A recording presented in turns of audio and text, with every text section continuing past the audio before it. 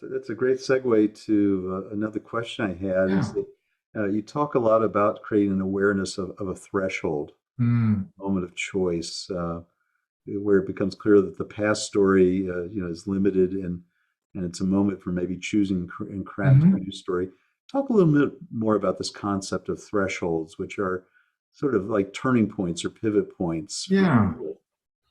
So the narrative coaching model is built around a rite of passage. So it has that social dimension already built into it. Mhm. And thresholds are they're both the place and the time when you step into something that's new. And so it might be, you've shared a story. This is how I see what's going on. Your coach helps you to see maybe some pieces you've been sort of like ignoring. Mhm. Oh, so now I have to, oh, now I see that I was actually responsible for some of my own suffering or my own challenge. Well, so they're being willing to let go of the comfort of a story in which it was all their fault to actually having to kind of suck it up and own some of that. That's a choice, right? But if you don't do that, it's just all window dressing, like polishing up your current story, as opposed to like, I've got to let go of that story to actually face myself. And so thresholds are the scaffolding or stewardship we provide people to step into the unknown of a new possibility. And one of the things I've discovered over the years is that what many of our adult clients or students or need more than anything is a safe place to practice. Like, Mhm. where do they get to try out parts of themselves or share things that are uncomfortable to share or let go of something that's been so near and dear to them? And so, a lot of what we're doing is just helping this natural process of change happen. And the threshold is when they get to that kind of the crux of their issue. And I go, oh, here's really the point of choice I have. We create some tools around pivots, like you were sharing, and so we recognize that most of us are overwhelmed most of the time. So we try to make the choices few and simple, such that they have a very clear architecture. So, like in this moment in time, I now see I have two choices. It's the same two choices I have every time, but I traditionally took this path. I know where that goes. I don't want that anymore, but I need to have an alternative. In that moment, I can make that conscious choice to try this. Then over time, it's sort of like slowly clearing a trail. The neural pathways that were attached to the and identities that were attached to the old story start to fade, and this new one becomes more of the new habit. And so we're just over time through endless, sort of continuous use of this pivot, the person creates a new reality for themselves. Right, and a new, just a whole new avenue for walking down. Yeah, And soon the old path maybe has got some brush overgrown, and pretty soon it's hardly yeah, recognizable, right. Although it'll raise its head every once in a while. Of course. Of Like course. when you go home to visit your family for Christmas or Right, something. that'll do it every time. Push it right Yeah, back into being yeah, you 6 years become old. 12 all of a sudden again. And Right, right, right.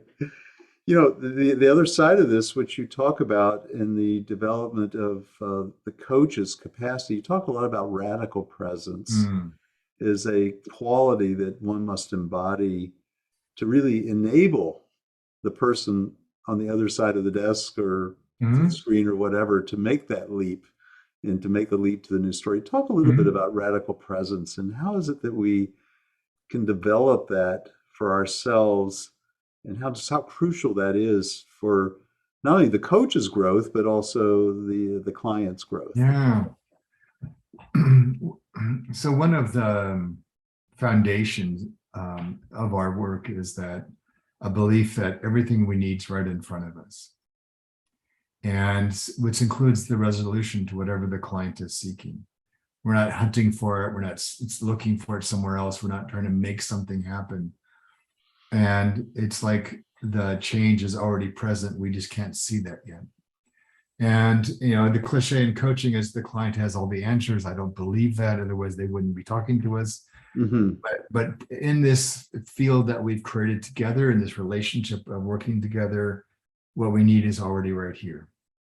So what it does is it allows the coach to relax, to not try so hard to make things happen, but instead to notice what's trying to emerge. What is this story out of all the hundreds of stories the client could have chosen to tell? Why this one? What's it trying to get our attention for? And so the radical presence is, it basically is, it's what's called decentering ourselves as coach. I'm not the point of coaching. Coaching isn't even the point of coaching.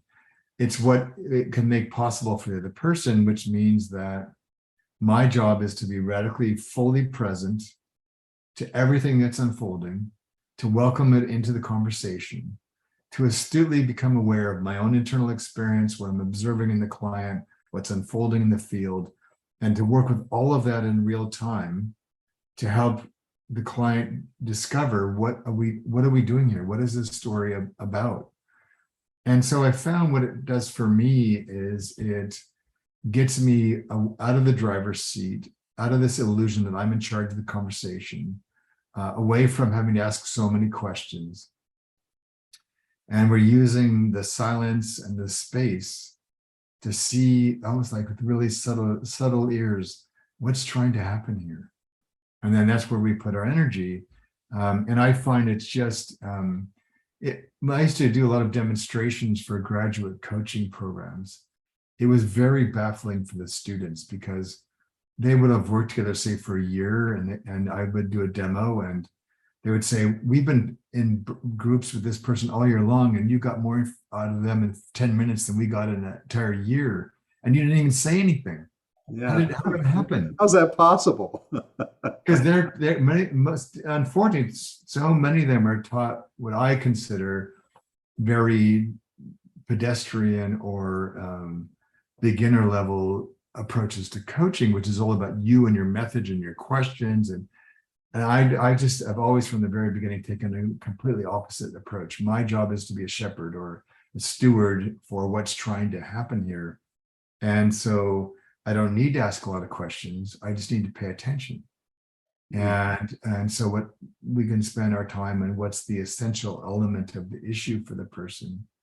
And what can we notice about that? What can we notice as the person's telling the story about that might give us a clue of what wants to happen here? And so one of our core questions that we come back to again and again in our teaching of this work is, what does this person need most right now?